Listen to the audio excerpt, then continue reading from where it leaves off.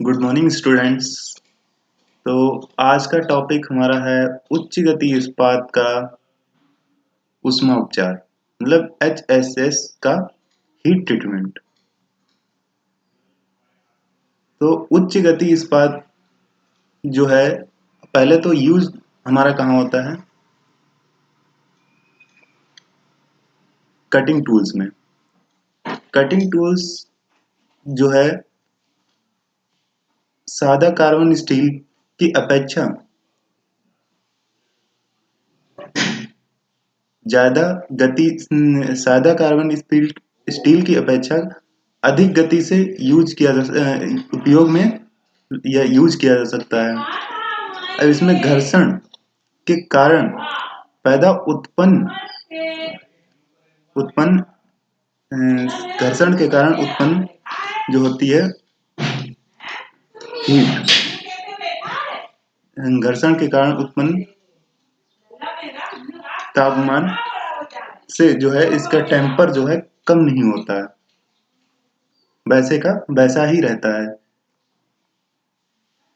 अर्थात मशीन की फ्रेमिंग प्रक्रिया में कर्तन औजार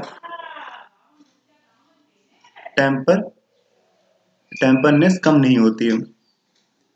मतलब मशीनिंग फ्रेमिंग की प्रक्रिया में कटिंग टूल्स हाई स्पीड मतलब उच्च गति इस्पात के जो कटिंग टूल्स होते हैं उनकी पॉइंट्स जो हैं वैसे के वैसे ही रहते हैं। अब एनलिंग से हमारा तात्पर्य यह है, एनलिंग आपने जो है कि मशीन मतलब कार्यखंड या कार्यखंड जॉब जिसे बोलते हैं उसके आंतरिक गुणों में परिवर्तन करना, आंतरिक संरचना में परिवर्तन करना। ठीक है, वही आज हम उच्च गति इस्पात का एनलिंग, ये एनलिंग लिखा हुआ है, गलती से ये टाइप हो गया है। उच्च गति इस्पात की एनलिंग। सर्वप्रथम हाई स्पीड स्टील को भट्टी में गर्म करते हैं 4 घंटे तक 600 डिग्री सेंटीग्रेड पर गर्म करते हैं। ये सुखाना और गर्म करना एक ही बात है। इस समय की अवधि के बाद जो है ठंडा करने ठंडा करते हैं 600 डिग्री सेंटीग्रेड तक, एकदम से ठंडा हो जाता है 600 डिग्री। उसके बाद में जो है 20 डिग्री प्रति घंटे की दर से इसको धीरे धीरे ठंडा किया जाता है। ठंडा करने पर जो है हमारा तापक्रम कार्यखंड जो है होने कठोर हो जाता है। अब जो है उच्च गति इस्पात का कठोरीकरण। अब पहले तो कठोरीकरण करते क्यों हैं यह पता होना चाहिए। कल हमने आपको बताया था, ये कल का ही सेकंड पार्ट है, कल वाले चैप्टर का ही। तो आज जो है उच्च गति इस्पात का कठोरीकरण।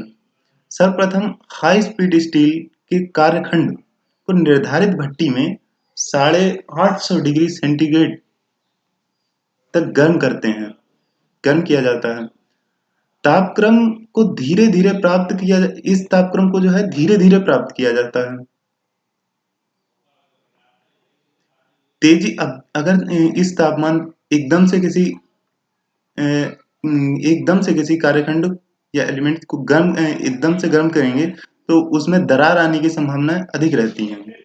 अब 850 डिग्री सेंटीग्रेड होने के बाद ये खुद ही थोड़ा सा नरम हो जाता है। नरम हो जाने के बाद अब इसे जो है एकदम से 1200 डिग्री सेंटीग्रेड तक गर्म कर देते हैं, तेजी से गर्म कर देते हैं। जबकि अगर तेजी से गर्म करेंगे तो इसकी आंतरिक संरचना में अपेक्षाकृत बहुत ही कम परिवर्तन होगा। अब इसे ठंडा कर लेते हैं। अब इसे तेजी से ठंडा कर लेते हैं। तेजी से ठंडा करेंगे तो एकदम से जो है आंतरिक संरचना में भी कोई ज्यादा इफेक्ट नहीं होगा और एकदम से इसकी सरफेस जो है हार्ड हो जाएगी। ज्यादा तापमान, अब ये जो है इसके साइड इफेक्ट, ज्यादा तापमान पर धातु को गर्म करने के कारण ऑक्सीकरण भी बहुत ही खतरनाक तरीके का होता है।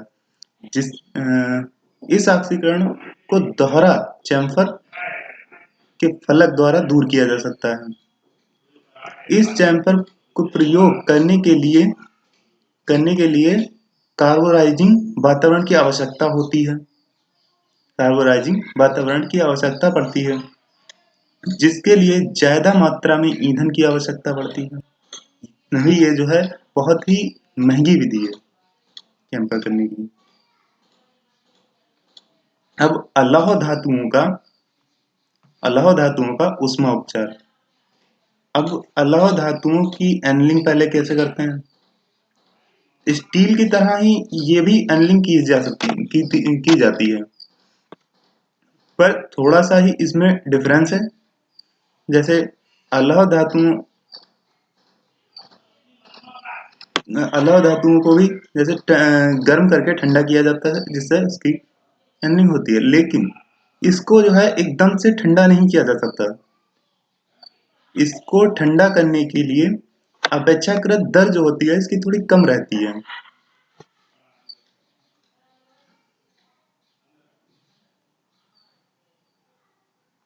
अपेक्षाकृत कम होती है। जैसे तांबे को जल में बुझाने से इसके ऊपर कार्बन की परत जो है सिकुड़ने के कारण छूट जाती है और समय की भी बचत हो जाती है। अब ये कुछ एलिमेंट्स हैं जिनके तापक्रम पर ये धातुएं हैं, इनके ये तापक्रम है जिन पर ये गर्म होती हैं और इनके एनलिंग की जाती है।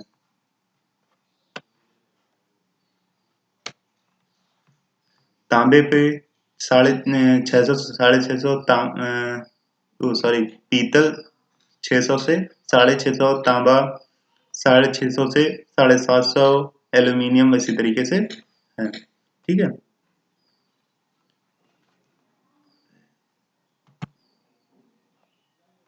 अब अलाव धातुओं का कठोरीकरण।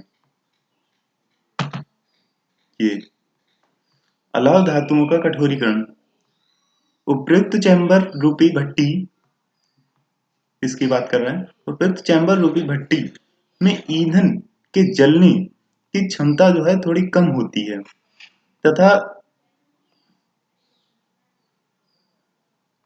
कठोरीकरण, ये सॉरी कठोरीकरण लिखा है, इसे आप अपने हिसाब से देख लीजिएगा, बट गलती से टाइप हो गया। कठोरीकरण तापक्रम पर तापक्रम तक पहुंचने कठोरीकरण तापक्रम तक मतलब इस वाले टेम्परेचर, इसका अगर कठोरीकरण कर रहे हैं तो इस टेम्परेचर तक पहुंचने में कठिनाई होती है। इस इस समस्या के समाधान के लिए आजकल लवण कुंड पटली का प्रयोग किया जाता है। लवण कुंड पटली का प्रयोग किया जाता है, जिसमें ईंधन के रूप में गैस तथा विद्युत का प्रयोग किया जाता है। विद्युत जो हमने कल आपको पढ़ाया था इंडक्शन, उस तरीके का प्रयोग किया जाता है। इंडक्शन का भी और अपघटन का भी प्रयोग किया जाता है। आपने 12th में पढ़ा होगा इंडक्शन, वो सॉरी अपघटन, उस चीज का भी प्रयोग किया जाता है अपघटन। ये आपकी अपघटन वाली विधि है। ये एनलिंग का डुबो के किया जाता है, उसका है। ये गैसों से किया जाता है। ठीक है, तो आज का इतना ही टॉपिक था। आई होप आपको समझ में आया होगा। Thank you. कल नेक्स्ट टॉपिक के साथ मिलेंगे।